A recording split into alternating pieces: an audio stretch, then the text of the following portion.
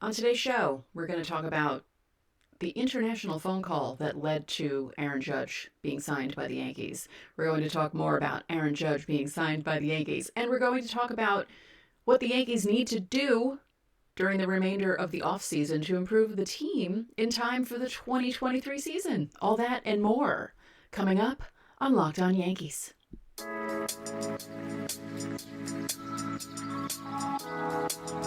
You are Locked On Yankees, your daily New York Yankees podcast.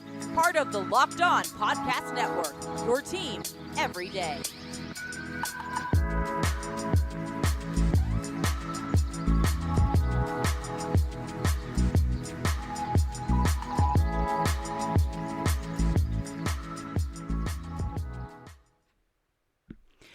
Happy Thursday, Yankee fans. Welcome to Locked On Yankees, which is part of the Locked On Podcast Network, your team every day. I'm your host, Stacey. I'd like to thank you for making Locked On Yankees your first listen every day. We're free and available on all platforms, including Apple, Odyssey, Spotify, and Stitcher. You can watch and subscribe to us on YouTube. Also hit the thumbs up button to like our videos and the bell so you're notified as soon as our videos go live. It is a happy Thursday in Yankee land. Aaron Judge is a Yankee, and other than people poo-pooing the deal, I guess, because of how long it is, as I constantly talk about, he's turning 31 in April. 31 is not old. It's not old, not yet, but people keep talking about the back end of the contract. No one cares about the back end of the contract. You go into these long contracts knowing that the back end isn't going to be that great. You're looking at the first 5 or 6 years, maybe more, of a 9-year deal. And it's funny because I always assumed, because of stuff I read and stuff I was hearing, during previous off seasons, that teams were going to be getting away from the long deal, or at least getting away from the long deal for older guys. And I just did air quotes in case you're not watching me on YouTube. So I was shocked by the deals that came out this week for Trey Turner, and I mentioned this the other day, who's turning 30 in July, gets an 11-year deal. And then late last night, after I fell asleep, the Padres announced that they signed Xander Bogaerts for 11 years, $280 million. And it's, wow. After there not being winter meetings for 2 years because of COVID and because of the lockout, they came back with a bang. I know a lot of people were scared, or maybe not scared. Scared's not the right word. Apprehensive about giving Aaron Judge as high as 9 years. And I think I said on the show that I would prefer 9 over 10, but I would also prefer 8 over 9. But hey, got in the middle between the 8 and the 10, the 9, $360 million. As I always joke, it's not your money, it's not my money. So, and I don't really know about that stuff, really, but the Yankees got their guy, and Giants fans, some of them, are acting like they don't care, but others are very, very, very, very upset that they didn't get Judge, and there was someone else that they didn't get that they thought they were going to get, and they're just not happy right now. Because, as I said yesterday, Carlos Baerga was predicting Judge and Correa going to the Giants, and he's the one that came out with the news that Verlander was signing with the Mets. So when that came out, coupled with Heyman's Arson Judge tweet, it just made everyone think that Aaron Judge was on his way to the Giants, and it didn't happen, and Yankee fans can rejoice. We got our Christmas present early. I also joked about that on a show this week or last week, where I spoke about how I didn't want this to be dragged out, and as much as I loved the Mark Teixeira 2 days before Christmas present, I didn't want Aaron Judge waiting. So I'm glad he got it over with. And I believe the story was he was coming back, or he was going from Tampa, and I think him and his wife were going to Hawaii, and they decided to stop off in San Diego. And that's when everything happened. I'm just relieved that it's all done. He's back with the Yankees. And we don't have to deal with what the Red Sox fandom is dealing with by losing Xander Bogaerts. I know a few Red Sox fans who were expecting this because all the reports were leaning toward Bogaerts leaving because the Red Sox didn't seem to be making any effort to keep him. But then there was a report in the 11th hour that the Red Sox were talking with Bogaerts, and then the news came out late last night. Not late on the West Coast, but late on the East Coast. When I woke up at 6:30 this morning, I saw the first tweet about Bogaerts happened around 12:30 a.m. last night on the East Coast. And even though they were expecting it, and I guess maybe doing that thing that I sometimes do because I'm a pessimist, where I expect the worst but hope for the best, I think that's what they were doing. And even though they were doing that, the news of Bogaerts going to Pirates, like the Pirates would sign anyone for 11 years, $280 million. The news of him going to the Padres just was a knife to the heart, even though they kind of knew it was happening. So we didn't have that happen. Thank goodness. But could you imagine what the reaction would have been like if Aaron Judge left the Yankees for the Giants? It would have been... Actually, I shudder to think about it. And I mentioned this on the live show yesterday. Before I went to bed on Tuesday night, I had a feeling of calm come over me, and I thought to myself, there's no way he's leaving. Why would you leave the Yankees for anyone? And again, that's the obnoxious Yankee fan in me.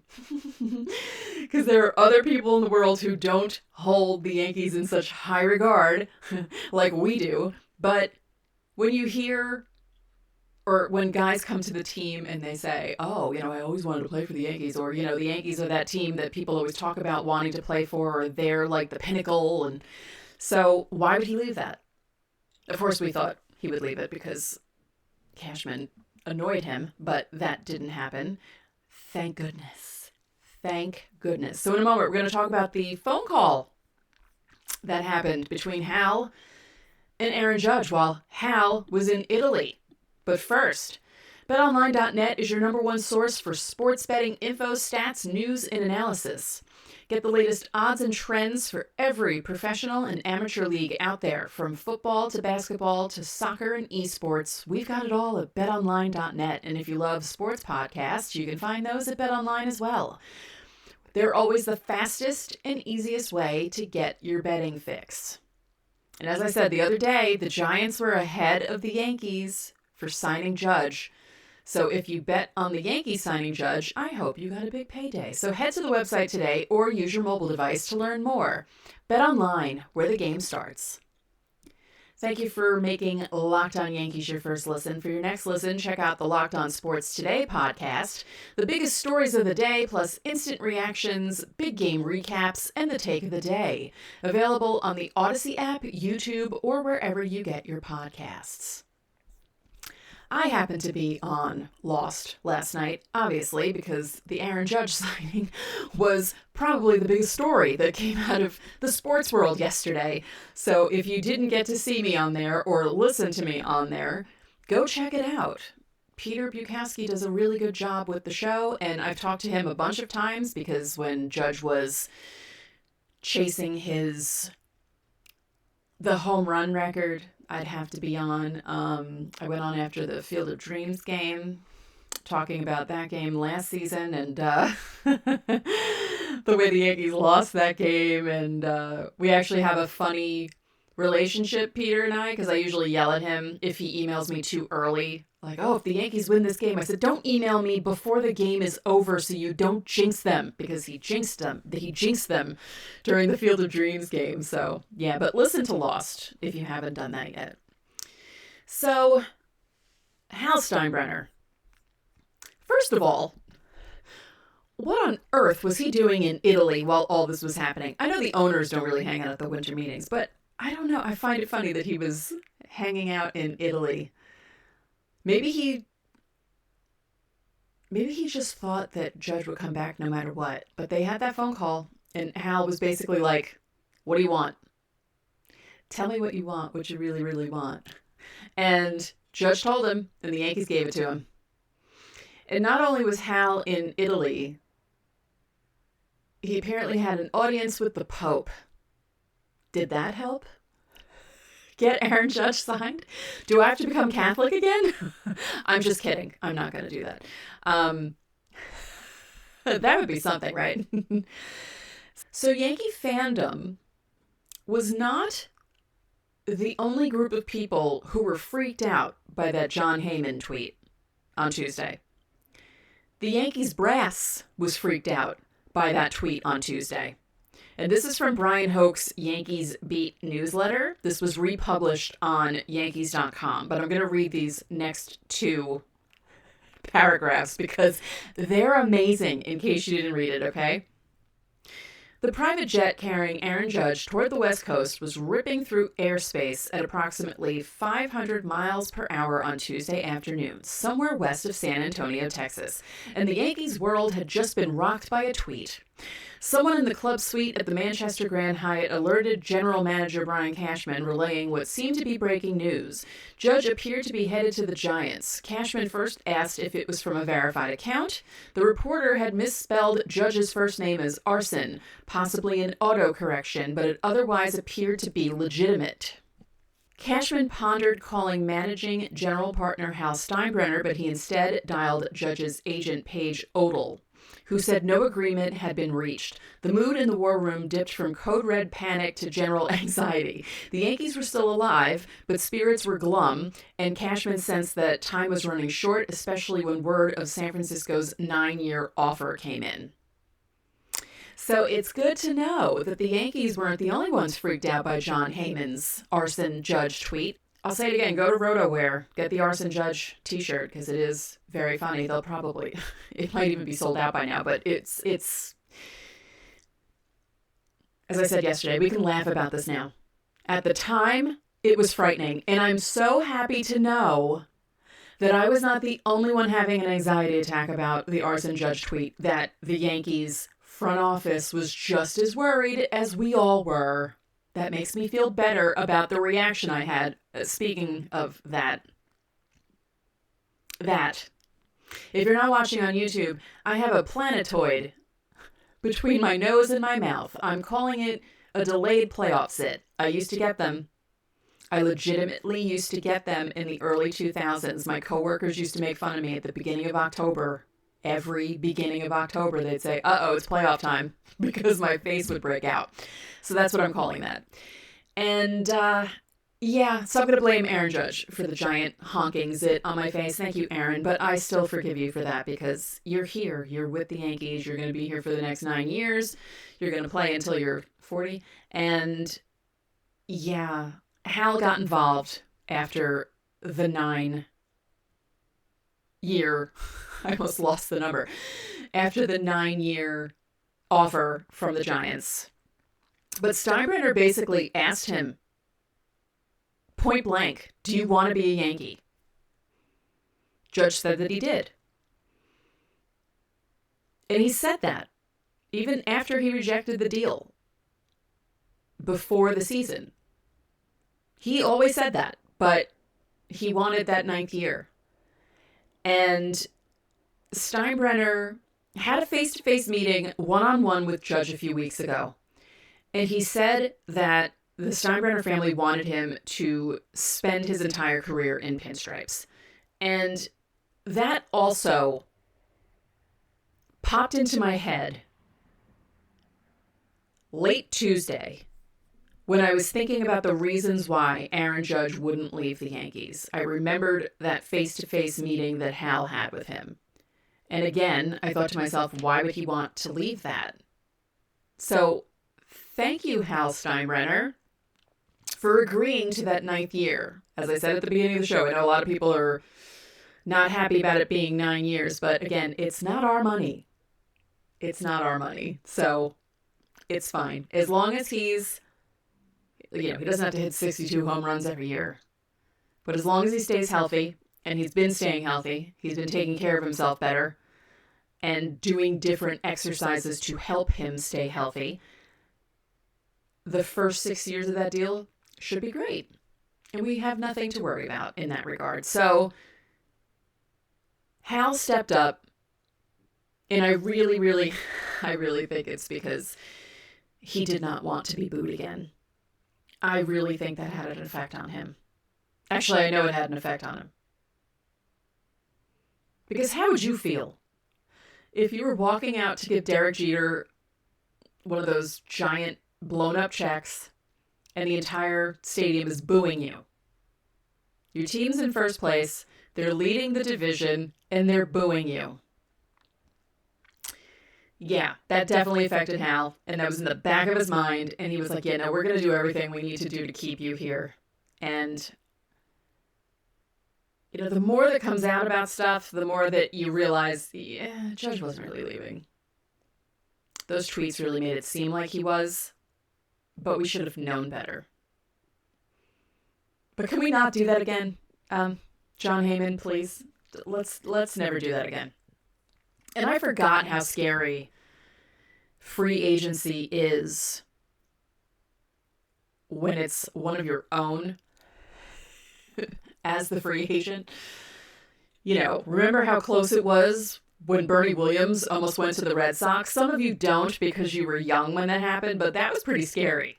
That really could have happened, and that could have changed a lot of the trajectory that the Yankees went on, because that was at the end of 98, I believe. And yeah, that was scary. It was very possible that Bernie Williams could go to the Red Sox. That's crazy to think about. It's also crazy to think about that this coming season is going to be 25 years since 98. Do you know how much content I can do? Oh, that's going to be fun. That's going to be fun. Okay, now that I just thought about that. So in a moment, we're going to talk about how the winter meetings went for the Yankees, obviously positively because they kept Aaron Judge, and talk about what they need to do to complete the roster for 2023. But first, so the winter meetings were good for the Yankees. You know, they retain Cashman, which a lot of people were thinking would be the biggest signing because, again, a lot of people were thinking Judge was going to leave for some reason. And they got Tommy Kahnle back, so that's another bullpen arm. That's good. And then they got their man Judge. So, what are the biggest remaining needs for the Yankees? Well, I spoke about this yesterday. Left field. You got Harrison Bader in center, Aaron Judge in right. You also have Hicks. But I think if the Yankees can find a way to get rid of Hicks, they will. They'll try. I think they're going to try everything they possibly can.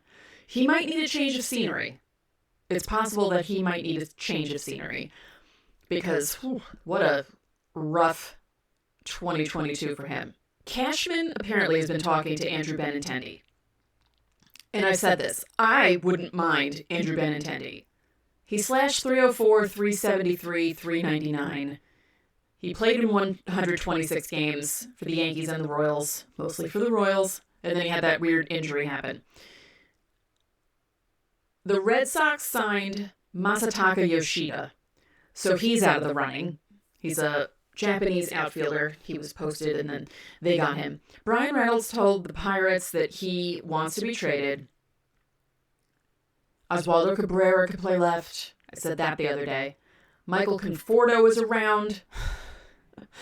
I think Brandon Nimmo is probably going somewhere else because he would probably want more money, and the Yankees have all that money going to Judge. They still have money to work with, but I think they can't really sign anyone to a bigger deal. So, again, I wouldn't mind Oswaldo Cabrera. I wouldn't mind Andrew Benintendi.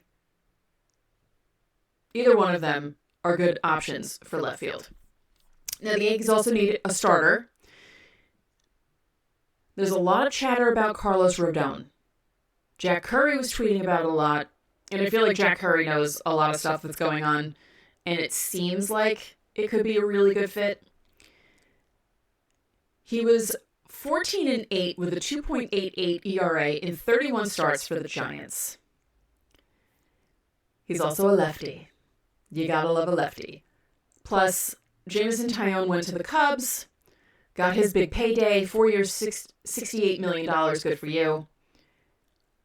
But, I mean, Garrett Cole, Nestor Cortez, Luis Severino, Frankie Montas, and Carlos Rodon, hello? That would be a really good rotation. If Montas could figure his stuff out. And then you also have Domingo Germán and Clark Schmidt, who could, if they need to do a 6-man rotation or step in if someone gets injured, hopefully that won't happen. Chris Bassett is a free agent, Nathan Eovaldi, but been there, done that with Nathan Eovaldi, and no. So for the bullpen, Tommy Kahnle, as I said, back with the Yankees. So you have Kahnle, Loaizaga, Wandy Peralta, Lou Trevino, and Ron Marinaccio. And then Clay Holmes, obviously, who will be the closer. Cashman said he's comfortable entering 2023 with Clay Holmes as the closer. Of course, they can always get more bullpen arms. You had guys that had season-ending injuries. Not sure when Michael King will be coming back. He was a big loss. He was a very big loss, actually. That was really... He was unbelievable in 2022 before his arm snapped, and he would be a big boost if he could come back at some point in 2023. And then the Yankees, in the Rule 5 draft, they lost 2 pitchers. Wilking Rodriguez, he's a right-hander. He went to the Cardinals. Zach Green went to the Mets. That's the major league part of the Rule 5 draft. In the Triple-A part of it, they lost 7 players. 6 pitchers, 1 infielder, outfielder. But they also gained a left-hander named Pablo Mujica. He's 21, and he pitched in the Arizona Complex League, and he went 5-2 with a 3.13 ERA in 11 games, 1 start. 31 2/3 innings, he permitted 21 hits with 16 walks and 44 strikeouts. So apparently on Wednesday morning, Cashman was rambling a bit for the reporters, but he had been up all night working on the Judge thing. And he said, "I'm optimistic that we're in a good place," Cashman said, "because of the owner and his family, to continue to try to put this team in the best position possible as we enter next year and beyond." Let's hope so, sir. But yeah, left field, bullpen, starter. That's really the need, right? If there's a way to trade Hicks, the Yankees are going to explore every avenue. Don't expect them to trade... Well, they might even try to trade Josh Donaldson, but I don't know if anyone's going to want to pick up 38-year-old Josh Donaldson, or about to turn 38-year-old Josh Donaldson, who had one of his worst offensive performances ever. As I said on a show earlier this week, his defense, really good, but the offense, no. So he might be hard to move. Hicks also, I don't know if they're going to be able to trade him. If Brian Cashman can trade Aaron Hicks at some point, I won't say anything bad about him for at least a year. I'll say it right now. Hold me accountable to this, okay? If Brian Cashman is able to move Aaron Hicks, I will not say anything bad about him for a full year, a full 365 days. Okay? Yeah.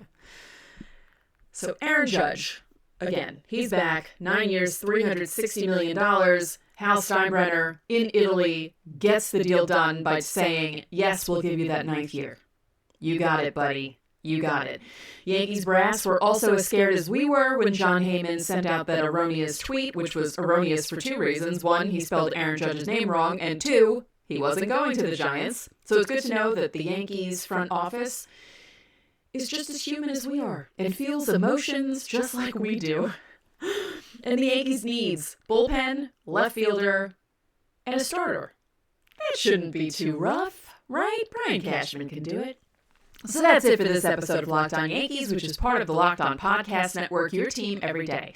Remember, you can listen to this show in Apple Podcasts, Google Podcasts, Odyssey, Spotify, Stitcher, or anywhere else you get your podcasts. You can watch and subscribe to us on YouTube. Again, hit the thumbs up button and comment on YouTube as well, and click the bell so you know when our videos go live. And thank you for making Locked On Yankees your first listen today. For your second listen, check out Locked On Sports Today.